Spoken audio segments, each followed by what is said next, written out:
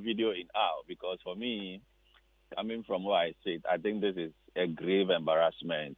I mean, to both the military and also the police, and the fact that this thing seems to have gone on over the years without any proper solution to this kind of situation over the years, I think it's very embarrassing, and it tells me that even the kind of institutions that we think should be more disciplined are actually kowtowing to indiscipline in recent times and over the years. And I think that this doesn't speak well of our two institutions, especially the police and the military, that is supposed to be, in charge of security and also maintaining high standards of discipline within our society.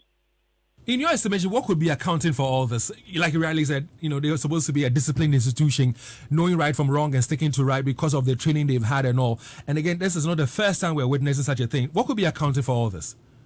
Well, there are a number of reasons that I think is giving rise to this. And first, let me say that, look, I'm a barracks boy. Okay. I grew up in a barracks. Okay. My father is a military person. And way back, even in the 90s, we used to have episodes of the military, having this kind of clashes with the police. And anybody who grew up with me in Liberation Barracks in Sunyani around the 90s will attest to the fact that there were times that the military had to go, to Sunyani town and engage the police in some of these things. And I was thinking that, by 2021, this kind of practice should have stopped. So there seems to be a historical tension between these two institutions. And I think that this kind of tension revolves around what I call political and social influence and display of absolute power. These two institutions, there's some kind of a turf war between them in terms of who have the political and social influence and who has absolute power. So basically, this is the underlying, factor and the kind of considerations that I'm seeing and I'm analyzing over the years. Because the police wants to prove that when it comes to, the arrest of people and in terms of authority, over who does what and who can do what, the police want to stamp their authority over whoever it is in their country. And the military also wants to prove that, look, we are a tough institution, we have a warrior mentality, and therefore when it comes to issues of influence and power, we have that kind of control. So it is this kind of dynamics that is playing out. And for me, our inability to delineate clearly, the roles and the kind of power each of these people should have or these institutions should have is what is creating this kind of confusion. So you talk about role that each of them should have, and I don't know whether in these roles one is superior than the other. But let's talk about roles. We know that there are occasions where there are joint operations between the military and the police, and of course on the ground we often see the police spearheading such operations in situations or circumstances that we would even expect that the police would lead and maybe the police will follow. An example is Ejura. Do you think that has come to play in all this? Yes, I also said somewhere that the continuous militarization of civil processes has a tendency of weakening the police as an institution. David, look at this scenario. When I'm in trouble and I have to call for you to come and help me, what does that mean? Essentially, what I'm trying to say is that, look, I am powerless and therefore I will need you to come to my rescue. And now once I come to your rescue over time, there is this inbuilt psychological consideration that, look, you have a certain power over me. And this is the kind of scenario that we have created over the years with the with the military, always being involved in this kind of civil engagement as we have it. That is why some of us have advised over the years that, look, always asking the military to come into civil processes, especially processes that are supposed to be undertaken by the police, has a tendency of creating a certain inherent, contradictions in terms of the way these two institutions operate.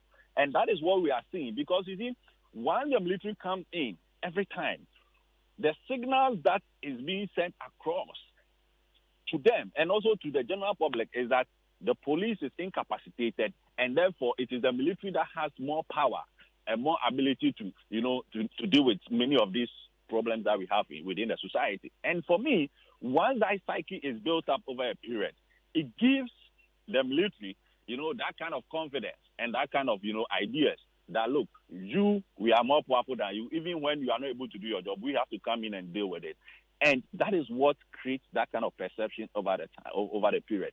And I think that maybe if we should stop and equip the police, and help the police to be able to be on their own and to be much stronger in the way they deal with some of these civil processes and civil activities, it will be much better, and public confidence will be more built within the police instead of always bringing in the military. Are you suggesting that these joint operations should stop? No, it shouldn't stop. But you see, the processes might be clearly spelled out as to when the military can come in, and when they come in, who has the control on the field of operations. Look, based on my sources and my intelligence, most of these joint police military processes, when they are undertaken, there are times that, let me tell you, the military are not comfortable with the police leading them in those kind of operations. Okay, so on the face value, we think that they are collaborating and they are working. But undertone and underground, the military don't seem to want to follow the kind of authority structure that these operations are supposed to have, and which are supposed to be led by the police. So these kind of operations are there. That is why I'm saying that it is very important that we specify the roles. Okay, the command and control structures must be clearly spelled out. And now, if we don't do that, and we think that we assume that, look, by bringing in the police and the military, they can always work collaboratively. I'm telling you, we will not be able to achieve what we want, and we are going to have these spectacles of clashes here and there. Now let's talk about what happened on Friday. It all began because a police officer, believing he was on duty, not believing, who was on duty, wanted to do his job, and so goes on to arrest a military person who is riding an unregistered motorbike. Is it wrong for the police to arrest a military person, a soldier? No, it is never wrong for a police to arrest a soldier. And now, David, let me tell you, internally, the police has the right to arrest any person in this country. Because nobody's above the law. Exactly, including soldiers. But you see, when it comes to the military and soldiers, in terms of dealing with them according to law, there are certain processes that are supposed to be followed. Okay? And now, with the exception of crimes such as rape, murder, manslaughter, and even sometimes maybe violent robberies, the military or soldiers are not subjected to the kind of civil processes that we already have or that is applied to we civilians. Okay? So normally, when soldiers commit certain kind of crimes, like the ones we have last Friday, the police is supposed to go through a certain process to make sure that there is justice, in terms of the crime that has been committed. And now, in case where a soldier commits a crime, the police should first have to ask the soldier to identify himself. Okay, so if the person tells the policeman that he's a soldier, he first has to establish whether the person is indeed a soldier by any means. For instance, he has to identify with an ID card or something. And now, once that is established, what the police must do is to notify the unit, okay, or the superiors of that officer, okay, who will in turn hand over the police to the issue to what we call the military police. Okay, so that's the military officer to the military police. Okay, exactly. Good. So that the military police will now collaborate with the police service, and then take over the processes. So most of the time, what happens is that once the military contacts the police, they go through a certain procedure where the soldier is released to the military police, who then bring the soldier to the guard room, and then they begin their own investigations. So most of the time, that is how the process is supposed to work.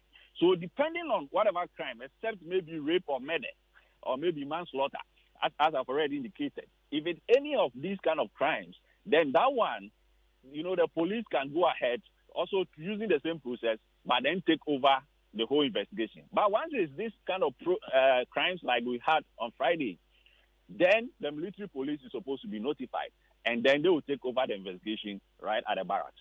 That is how the process is supposed to be. So why is it not complied with? Because again, from the narratives we've had already, when he was arrested, he identified himself as a military person. The police officer on duty said, "Well, I doubt it. Show me, prove to me that you're a military officer." He, according to our eyewitnesses, he brought out his ID card, and yet he was assaulted. We're being told that his hands were handcuffed to a vehicle and all that. How come these laid down procedures are not, followed? Exactly the point I've been making. That you see, there is this kind of turf war that seems to be going on between the military and the police, and everybody wants to exert their control. I mean, who has absolute power? Because you see, everything that seems to have transpired that Friday suggests to me that there is this breakdown of the chain of command and command and control structures within the military and also within the police. And I think that the senior police and military officers must be very worried. Because you see, once there is a clear laid down procedures, okay, first, the police on arresting the guy should have activated that process. Especially when especially when the soldier produces ID card. Okay, so once the soldier produces an ID card, you are supposed to now activate the process I've enumerated, by contacting his unit and the unit heads, who will also now dispatch the military police to the police station to now begin the investigation. Okay, and now if you don't do that, or even if the person produces the ID card, but yet you still go on to assault the person, immediately it becomes something that is so personal. Okay, and now this is also the issue. When it happened, who did the soldier call? Because the soldier was supposed to have reported to his superiors, okay, instead of calling his colleagues. So those soldiers that went to the police station to cause that kind of mayhem, okay, who ordered them to come and do that?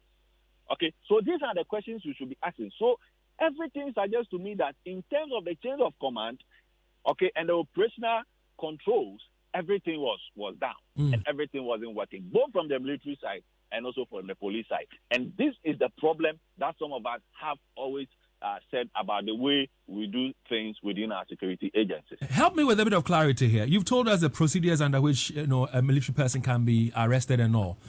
And, there are times when you speak to the police will say to you that if one is resisting arrest, minimal force can be applied.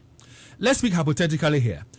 Is it allowed for the police to again use minimal force if, for example, this soldier was resisting arrest, although he might have showed his ID card and police will say, let's go to the station, let's go do some verification, blah, blah, blah. Can the police, or is the police allowed to use minimal force on such a person? Yes, of course. The police are always allowed to use some level of force when there is that kind of, resistance to arrest. That is allowed. I think it's